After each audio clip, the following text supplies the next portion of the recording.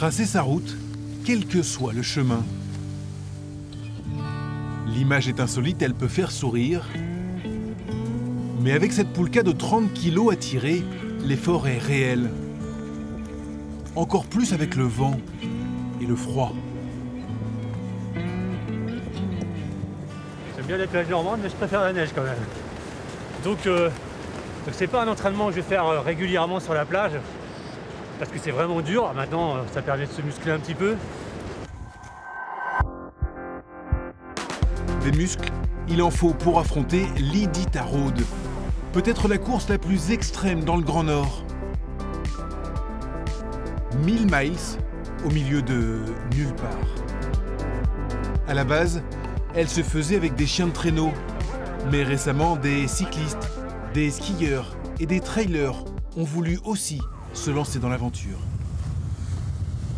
Sauf qu'une plage normande, même en hiver, ne prépare en rien à l'Alaska.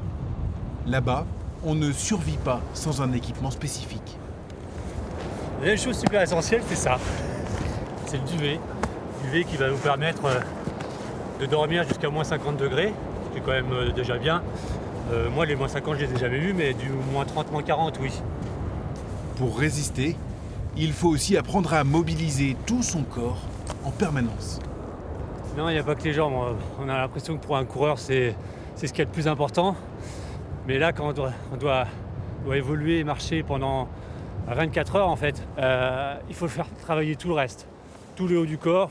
L'énergie, pour moi, il faut qu'elle circule de haut en bas. Avec 12 ultra-polaires à son actif, Éric Basset est devenu un spécialiste. Mais jamais il ne s'était attaqué à une telle distance. De la neige et de la glace à perte de vue. Et 50 km par jour à avancer dans cette contrée aussi magique que hostile. Ici, la moindre erreur se paye cash. Notre Normand a senti sa glotte gelée, s'est brûlé le visage au premier degré pour un simple souffle d'air qui s'immisçait à travers ses vêtements. Je suis pas là pour avoir froid. C'est paradoxal. Tu te dis, tu vas faire une course où il fait moins 30, moins 40, tu vas avoir froid. Mais non, quand on marche, on n'a pas froid, on est en mouvement. Et quand on s'arrête, on doit être au chaud et se préserver.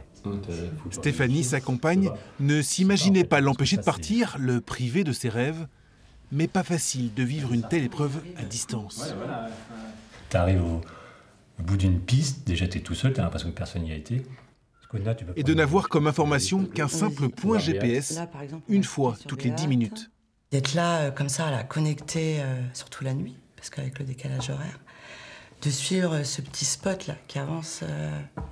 Moi, je me fais des films sur la course, quoi. La glace qui craque, le poids de la poulka, il est entraîné, la poulka accrochée à une racine. Enfin voilà, je me fais des trucs. En cas de frisson la nuit, il n'y a qu'une seule solution. Repartir, marcher en attendant que le soleil se lève pour se réchauffer et se régénérer. Il fait bien froid ce matin. Il doit faire moins 15, quelque chose comme ça. Alors je suis entre Anchorage et Nome. Heureusement, au hasard de la route, Éric Basset a pu s'offrir parfois un peu de chaleur grâce à de petits refuges. Non, cette cabine-là, faut la faire visiter parce qu'elle est mortelle. Déjà, il y a la lumière, le poêle, où il y a le feu, qui était déjà allumé, alors je ne sais pas qui. Petit repas du soir, espoir. Son défi, Éric l'a finalement bouclé en 27 jours, 10 heures et 46 minutes. Jamais il n'a eu envie d'abandonner. Impossible quand on se prépare depuis plus de 10 ans avec cette seule idée en tête, en s'aidant de toutes les techniques possibles. Et expire. Shiatsu, ostéopathie ou encore acupuncture.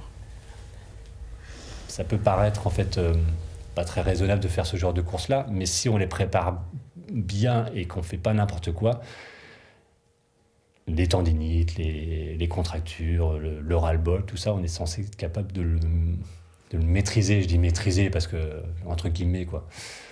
C'est ça l'idée. Depuis son retour chez lui, près de Caen, Éric Basset profite d'une autre nature, un peu plus verte. Et surtout, il prend le temps de se poser, de se reposer. C'est difficile de repartir sur autre chose, c'était quand même quelque chose de très dur, très long, dans la course, dans la préparation. Du coup, voilà, on se repose et on garde quelques petits rêves et petites idées en tête quand même.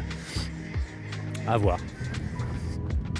Une petite voix au fond de lui parle quand même de retourner en Alaska pour faire l'épreuve en vélo cette fois.